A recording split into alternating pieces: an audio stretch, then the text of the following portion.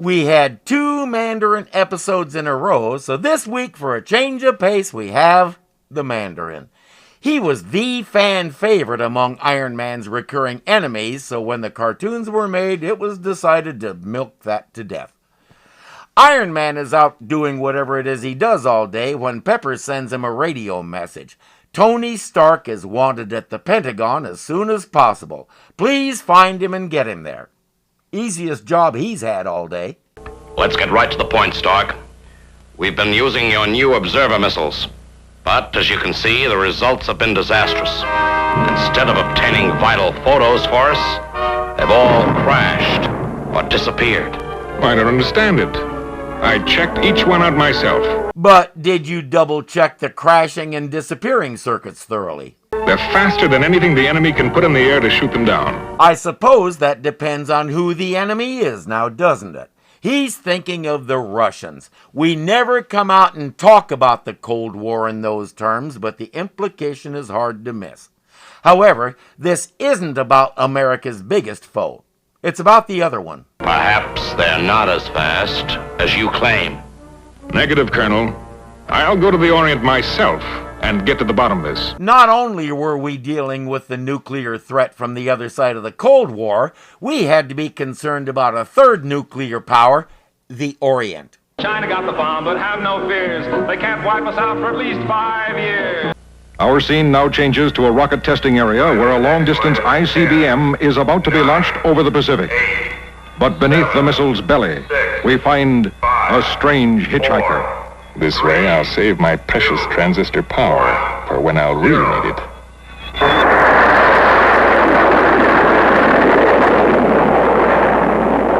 Wow, his missiles are really fast. They shoot through the air so fast the wind resistance rounds off the nose cones. Tony Stark watches as another missile veers off course and vanishes.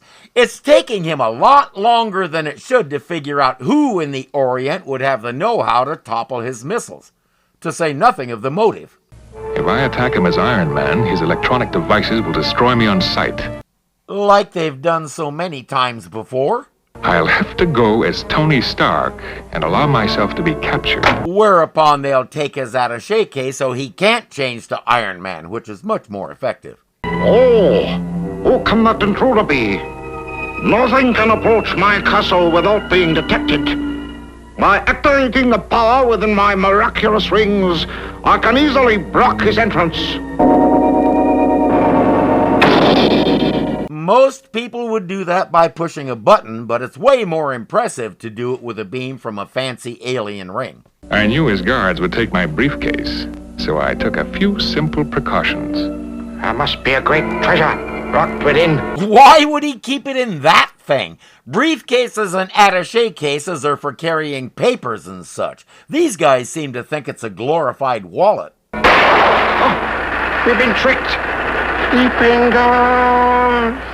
And they were mistaken. It's actually Ambien substitute. Now that I'm inside the Mandarin's castle, it's time for Tony Stark to vanish and for Iron Man to live again.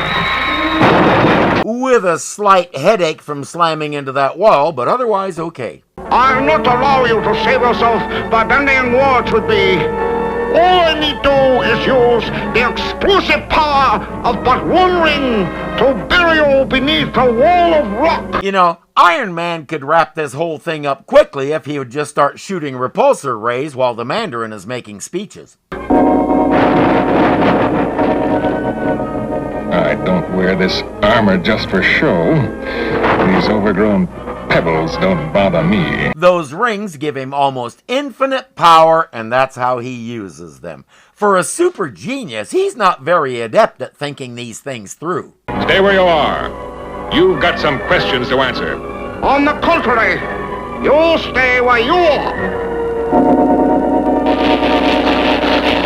And once my ring touches this control panel, you will stay there forever. The ring doesn't even have to touch any particular spot on the control panel. Anywhere will do. That's efficiency. Before I destroy you completely, Iron Man, I make you this offer. Agree to become my ally. Serve me, and together we can rule the world! I'll say it again. Ruling the world seems like way too much work. For most of the day, each day, this room right here is my world. It has everything I need to do my videos and my music, and I'm perfectly happy ruling over it and letting the rest of the world take care of itself.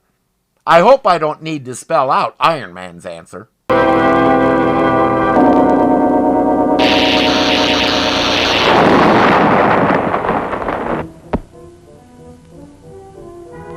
What?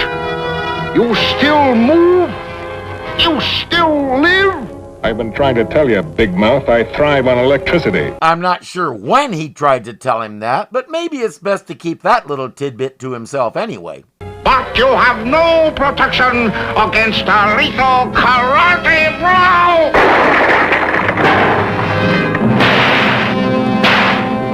Boy, you sure showed him. In respect to your valor, I shall let you be slain by a warrior's sword. That's real kind of you. I'm all choked up. No swordsman is my equal. Only the power of the Mandarin can bury a sword in a wall with such force. Nothing can stop my miniature rockets. My magnetic repellent can. How much longer can I keep fighting at full power? My transistors are slowly losing precious energy. I think the Mandarin is getting desperate. His gadgets aren't gauging. And we have to have Iron Man start running out of power. It's in the official rule book. I compliment you, Iron Man, on the battle you're putting up. A pity my black light ring must put an end to it so quickly. I'm surrounded by darkness. I can't see. That frequently happens when it's dark. All the technology he built into that suit, and he forgot to include a flashlight. Now my magnetic steel bands will find your iron armor, and you will be hopelessly trapped. He's right. They're getting tighter. But this is backfiring on the Mandarin as well. While Iron Man hangs there not expending any energy, his power is slowly recharging. From what? Them's fighting words around these here parts, mister. Are you mad? You smile in the face of death. I have one slim chance. If I can bluff my way through. Why shouldn't I smile? With Tony Stark running loose, he's probably found your anti-missile missiles and is destroying them this very minute. You are a fool to remind me. I'll stop him now. That should keep him busy long enough for Iron Man's transistors to recharge. I was a serious electronics geek in 1966, and I can't tell you how difficult it is to say recharge his transistors with a straight face. It's probably a good thing I'm wearing this thing. Once he's fully charged up, he can snap those bands like taffy. Ah, I seem to sense another presence near me. It must be Tony Stark. He went to check on his missiles. They must be in there. Ah, everything seems to be in order. Nothing has been disturbed, and there's no sign of Stark. Those are the missing American missiles, so that mystery is solved. He isn't destroying them, he's stealing them. The next mystery is what he intends to do with them, but that'll remain a mystery even after the episode is done. While he's searching for Tony Stark, a signal sounds. Another missile is taking off. Now Iron Man gets to see how he does it. My interceptor ray can catch anything that flies, and can return it to me within the hour. So that's how you do it. With a ray. Iron Man! I'll make sure this gadget never damages another missile.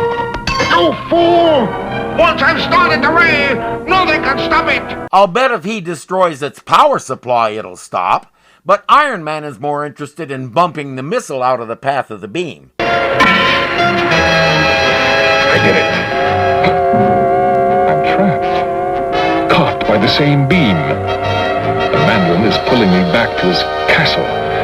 I'm helpless. The ray is so powerful, my transistor jets can't resist it.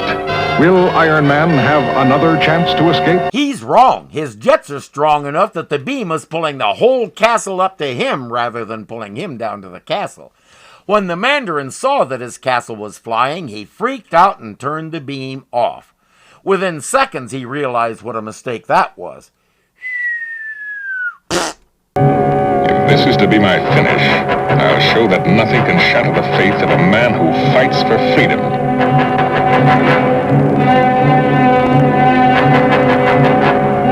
If watching this makes you more than a little confused about the status of Mandarin's castle, then you're doing it right. The Mandarin thinks he's got Iron Man for sure this time, but our boy has a plan.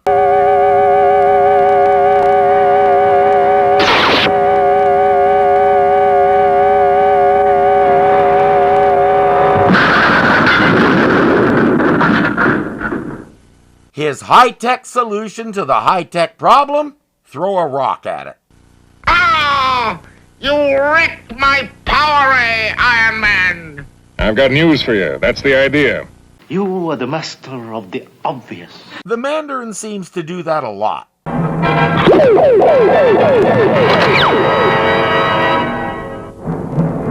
This is easy. Turn on your jets and fly back up. There's the bottom. And what's that? It's a pool of acid. I've got to break through the side of the chute. Or you could fire up your jets and fly back up.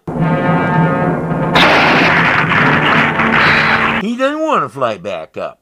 Since none of his tricks are working, the Mandarin has decided he's just toying with Iron Man, not actually trying to finish him off. Whatever gets you through the day, man. What's that noise? This makes me think of a scene from one of the early Fantastic Four comics. The villain did something similar as the team was moving through Bad Guyville. Reed said, "Hold it, I hear something falling." Ben said, "It's probably your socks. Pull them up and let's keep moving."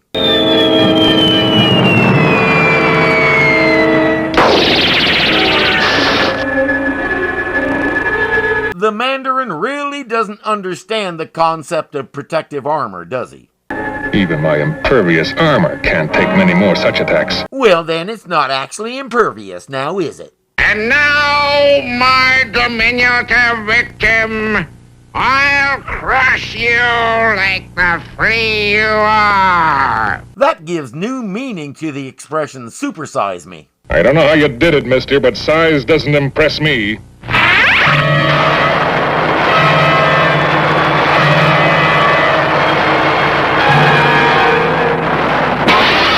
Guess what? It was a set of mirrors. He has more mirrors set up, so there's half a dozen of him, and Iron Man has to try to figure out which one is the real one. 8 years later, the man with the golden gun would try a similar trick. With similar results. Iron Man has vanished, but it won't take the Mandarin long to figure out where he is. Captain missiles! He managed to send them back on their way! The part the Mandarin doesn't get is Iron Man isn't concerned about him. His mission is those missiles, and Mandy was just in the way. It's personal for the Mandarin, but not so much for Iron Man. I'm too late! I'm too late! And now it's even more personal. He spends some time lamenting all the time and effort it took to build that thing, but neither Iron Man nor Tony Stark cares. But as the Mandarin rants and raves within his sinister castle, the object of his wrath hurtles safely away at rocket speed. I'm glad I built these babies nice and roomy. An ICBM is designed to shoot up into the upper atmosphere, almost to space, and then come down hard and fast, and when it reaches the sudden stop at the bottom, it's supposed to go kaboom. Why would you put a cockpit in that? And near the alerted U.S. base, a few minutes later... It's what we were waiting for. It's Tony Stark. He's the only person on Earth with the know-how to make a missile land like that. NASA has been trying to recruit him for years. He's not interested. After 3 consecutive run-ins with the Mandarin and his rings, he's dealt with enough space alien stuff to last him a very long time. Tony Stark makes you feel he's a cool exec with a heart of steel. As Iron Man, all jets ablaze, he's fight and slight with repulsor rays. Amazing armor, As Iron Man, a blazing bomber. He was oh come on, David, concept of